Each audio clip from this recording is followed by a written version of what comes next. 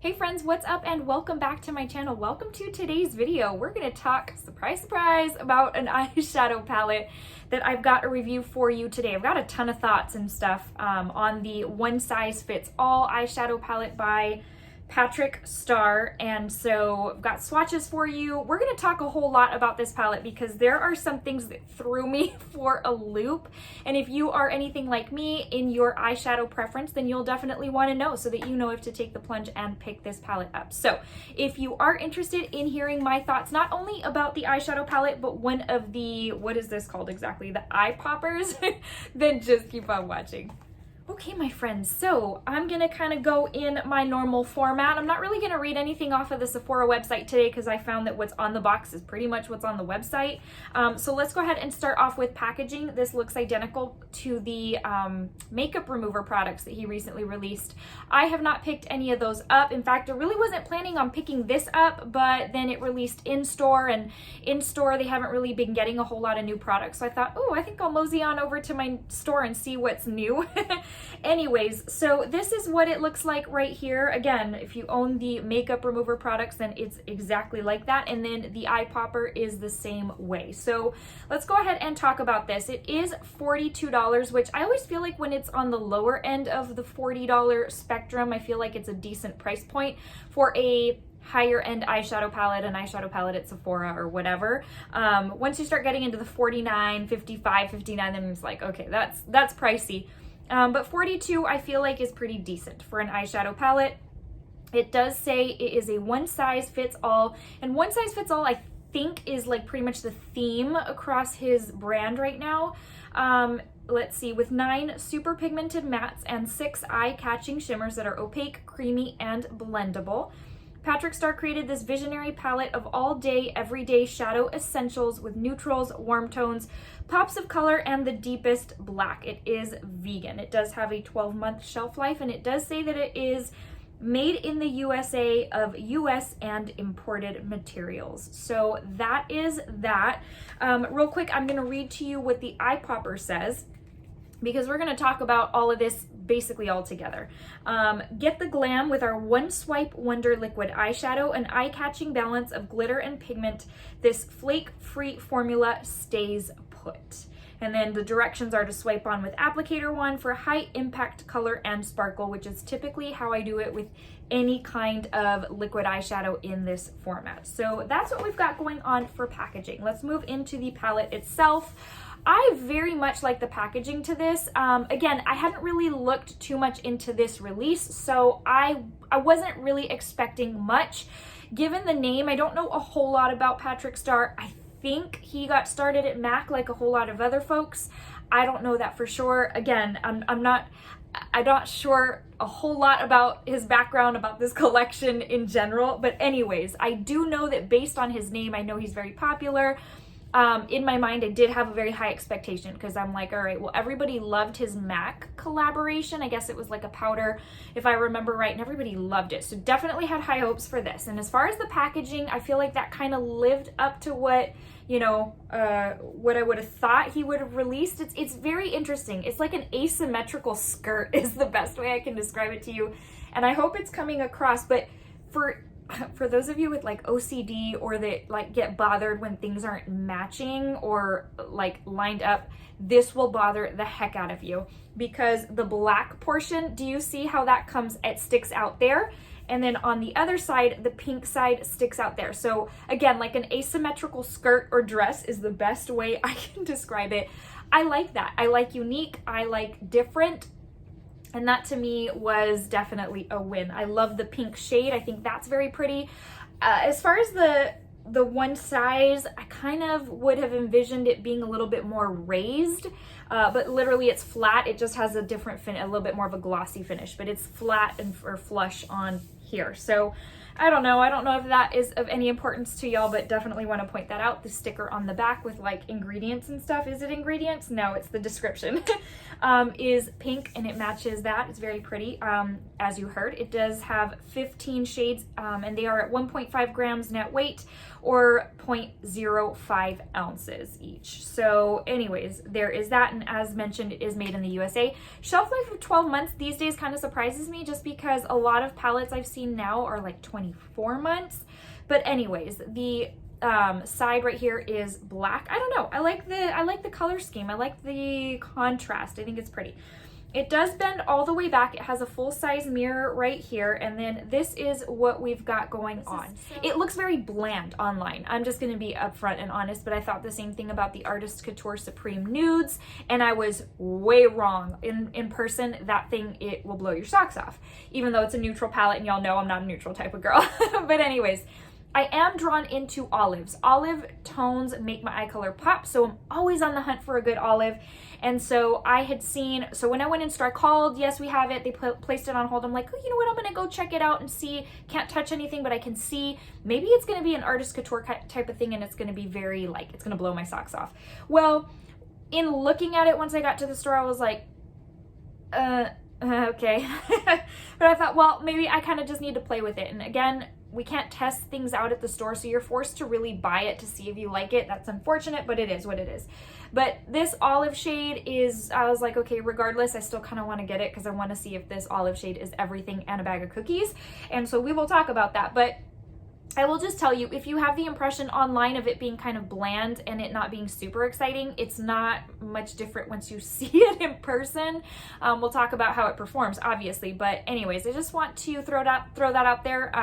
I've been kind of interacting with a couple of y'all, and we've had the same sentiment that, like, okay, it's not it's not all that great to look at online. So let's go ahead and go into swatches. I will grab some of these, place them on my arm so that you can see what they look like. Let me take this swatch off.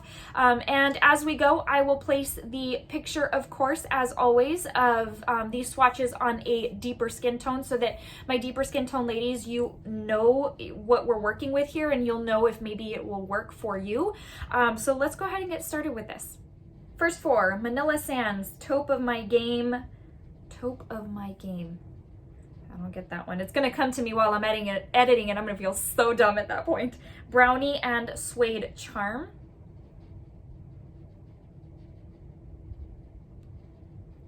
Sorry, y'all. I gotta blow on these because I'm just gonna tell you, they are so crumbly soft kind of thing that they end up looking chunky if I don't. Four, we've got Turban Legend. I just totally got that now. Title Holder, Soft Serve, and Everything.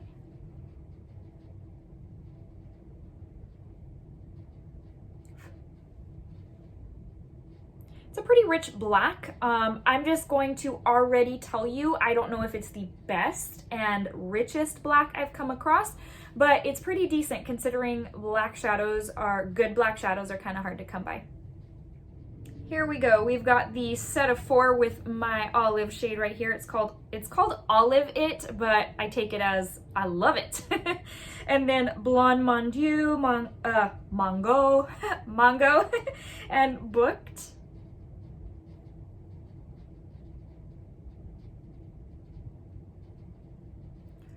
All right, these are kind of in out of order because I ran out of room over here for this one. So that's what we've got going on right there. A blue, I feel like, I don't know, I wasn't surprised to see a blue because I feel like everybody does one blue in their palettes these days. And then the last three, I know my finger's kind of tinted right there, but we've got Walnut, Strut, Matcha, and Rebel Gray.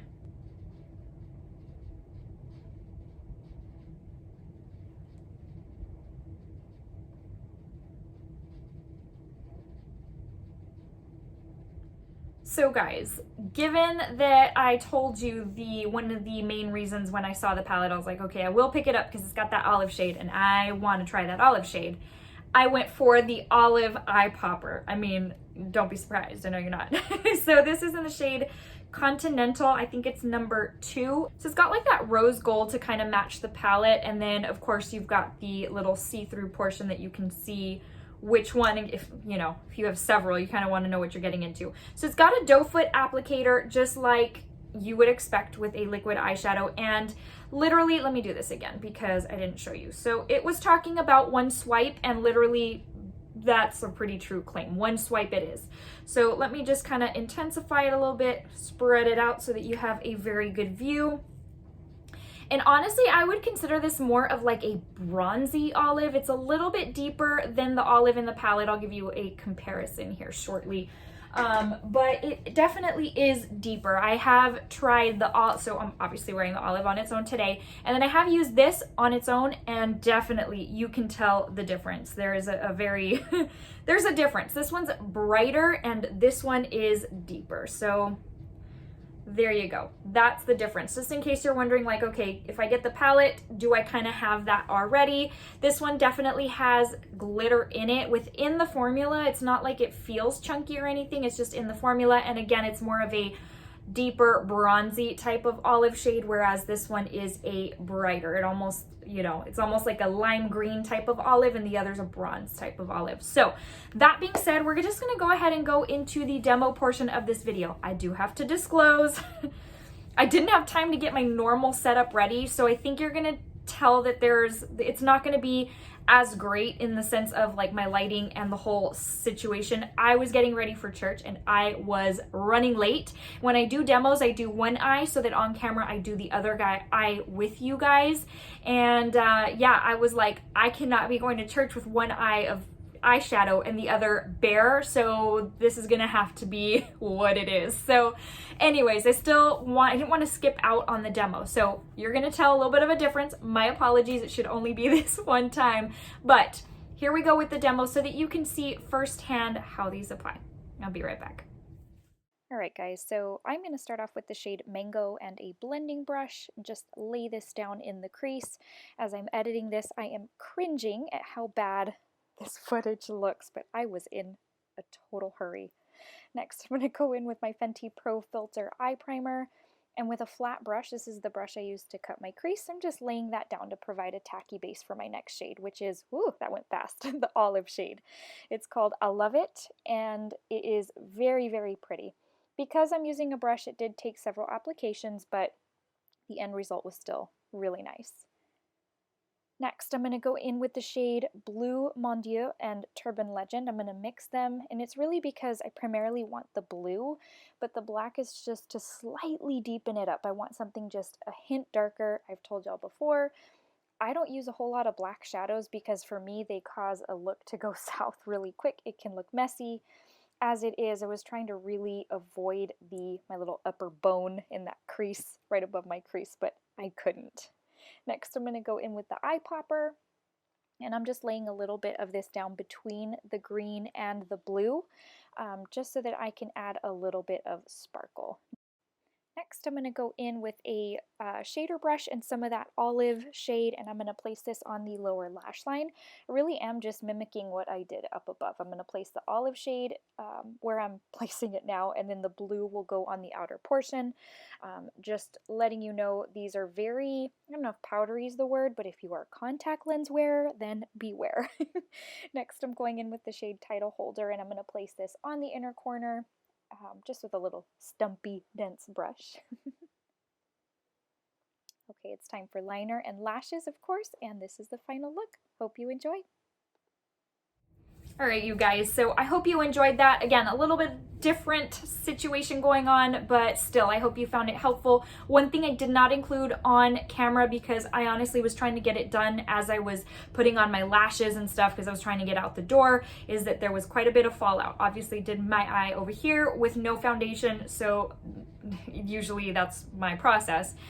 So I don't struggle with fallout being an issue, but I had already done my foundation and I had like blue flecks and gold. Anyways, you know how fallout goes once you've already done your foundation. So anyways, just wanted to disclose that. Now it's time to talk about my final thoughts on these bad boys. So just like the title implies or says, like this whole situation was really surprising to me. And so I kind of want to talk through that in addition to telling you what I think about just the shades in general. So let's start with mattes the way I typically do.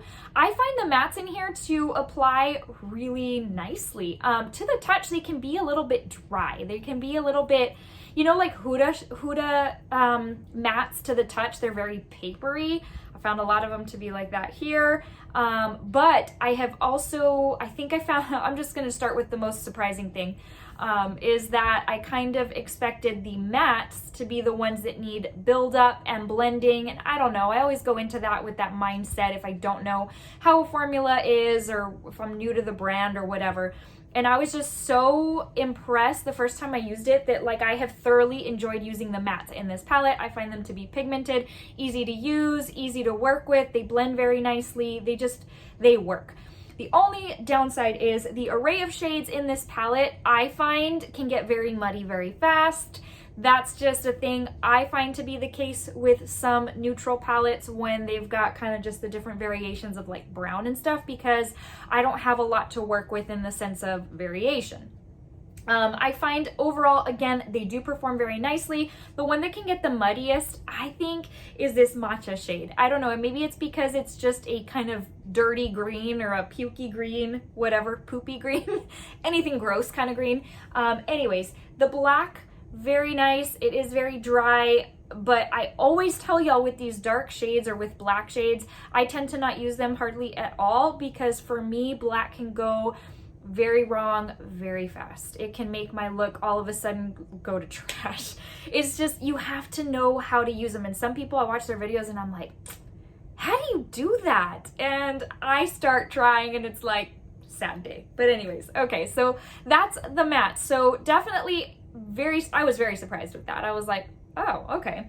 So surprise number 2 is these sparkly foil type shades. So again, given the name, I thought, okay, these are going to pop. These are going to be some over the top type of shades that just sparkle and shine and have a very foiled effect. And that wasn't the case. I find them to be very, gritty, I guess is the word. That's the best way I can describe it. Very gritty to the touch. And not only that, like even when you're putting them on, they're gritty. Like I like to use a very tacky base with these, because if not, I end up with fallout. It just ends up all over the place. And I don't find them to be as foiled as I thought they were going to be. That was surprising to me. Again, with like 2 days of anticipation of this palette, but still. The olive shade, I'm very happy to say, is my favorite out of the whole palette. I mean, that's really the reason I bought it. But it is a smooth type of finish. It's like a satin type of finish. I don't know if metallic is the right word, but maybe a mix between a satin metallic. I really haven't looked into what that finish is supposed to be, but it doesn't have any kind of glitter or anything, and it's very pretty. As you saw in the demo, I go in with like Fenty Pro Filter because it's tacky, and that filter, that primer tends to adhere or tends to grab these shadows very well, especially when I use a brush. You noticed I use a brush instead of my finger, and that's typically not the case. Typically, sorry, I'm stretching my arm over here. I'm not trying to do like calisthenics or anything, but my arm's falling asleep. Anyways, but the shadow goes on really nicely with a brush. So honestly, the PC ones, I would highly recommend using your finger. But let's see, Walnut Strut and Olive It, I love it, whatever. Those go on really nicely with a brush. When it comes to Rebel Gray, here's surprise number 3. I feel like this whole thing was full of surprises. I'm not even kidding.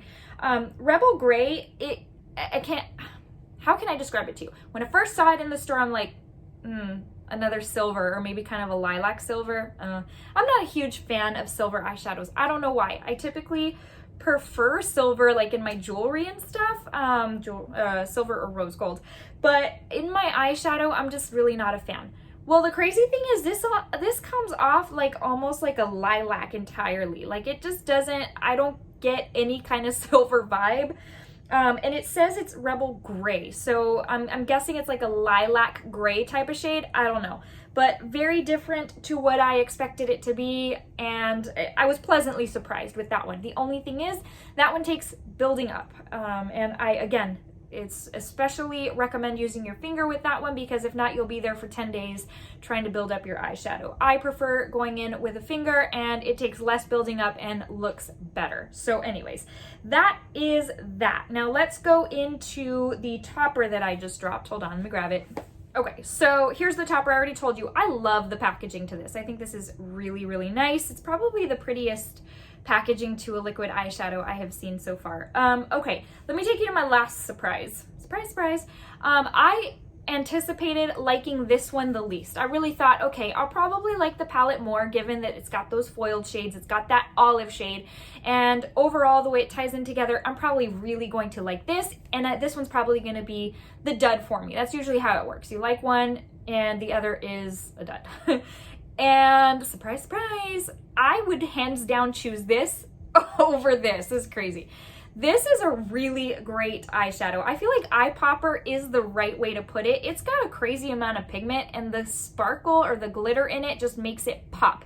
Now, we'll tell you this is slightly more deep than I thought it was going to be. Than the way it looks in here, it does dry down just a hint deeper, and I would have loved for it to be a little bit brighter, just exactly the way it is in the little tubey. Maybe that's just the way it dries on me, who knows. But this is easy to apply. The applicator is nice and flat. It doesn't have any kind of angle or anything like that. I find it so easy to use, and if I carve out my crease, this fits right up in there and it's perfect. I barely need to take any kind of detail brush to smooth anything out, and I really appreciate that because it makes it a nice one-stop on the go. I need a pack-a-punch type of shadow. Let me put this on my lid and go out the door. So honestly, and I don't know if I told you, this was $22, but this to me was the star of the show. So if you're on the fence on which one to pick, I would highly, highly pick this one. So anyways, the overall, to tell you if this is a dazzled or disappointed, because I know that's what you're looking for, I definitely won't say it's a dazzled. I like it. I don't love it. There's things I like and there's things I don't like. And for me to be dazzled about something, it's because there's pretty much nothing I can find that I don't like. I love the packaging on this. I think that's nice. It's nice and hefty. I just, you know, I like how the mattes performed. For me though, I could have a palette full of foiled metallic shades and be happy. I'll make it work. I don't need mattes in my life, but I'm not the only one on this planet, and I highly realize that. So, I mean, I even feel like there's more ladies who like mattes than do the foiled metallic type of finishes. So I do think that for me, the mattes worked really, really well. I don't know, but they're very dry to the touch. They can muddy up very quickly, just given the, I don't know, the color selection. I don't know. It's not any different of a color scheme from a whole lot of other things. And I know we keep saying that, but there's things that, you know, even if it has been done before, it still stands out to me as like, ooh, I like this. Like, I will reach for this. The last thing is the blue. Why do brands keep putting in a blue into a neutral palette? Is that the only pop of color that exists? I don't know. I guess maybe that's the preferred color. I just have no idea. Like, why is there always a pop of blue? And it's funny because it's like the shade I reach for the least. Like, blue is probably one of the colors of the color spectrum that I use on my eyes the least. Watch, next time y'all watch one of my videos, I'm probably gonna be wearing blue.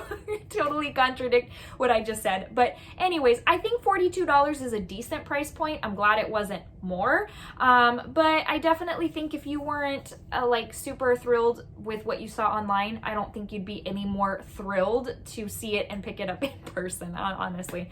I would say opt for one of these if you must have something. The olive is amazing. I, again, will tell you, if you have green/hazel color eyes, olive shades will make your eyes pop. And I will tell you, yesterday when I wore this, I wore it all over my lid. And I deepened it with a slight bit of the black at the very, very end. And we went to Best Buy, and the lady asked, when we walked in, the lady at the door who was, you know, okay, there's Purell stations, all that. She asked me, she was like, is that your natural color eyes? And I said, yeah. And I thought to myself, I'm wearing this olive shade. So note to self, ladies, if you have olive/hazel/green eyes, olive eyeshadows are right up your alley. Those and plum purples. Anyways, guys, that's the end of this video. Again, very surprising. This took me for twists and turns that I definitely wasn't expecting. All right, my friends, that brings us to the end of today's video. I hope you enjoyed. I hope you found it helpful. If you've had your eye on this palette, if it's in your loves list, blah, blah, blah, hopefully you found it beneficial so that you can make a decision. Before I let you go, you guys know I want to give you a quick verse of the day, just in an effort to motivate you, to encourage you, to tell you that Jesus loves you so very much, and I do too. Today's comes from Jeremiah 29:12-14, and it says, "You will call upon me and come and pray to me, and I will listen to you. You will seek me and find me when you seek me with all your heart. I will be found by you, declares the Lord." That is such a mind-blowing verse that the creator of the universe would even care to listen to us, but ultimately he does, and he loves us so very much, loves us with a love that no other human being could give. And so it is my prayer that if you don't already know him as your Lord and Savior, that you would come to know him as your Savior and your very best friend, you guys. As usual, if you have any comments or any testimonies, any prayer requests, whatever, you can leave it in the comment section below, or if you'd kind of like to take that off of public display, you're more than welcome to message me privately. I love you guys, and I'll see you in the next video. Until then, stay safe, stay well, and I'll talk to you soon. Bye, guys.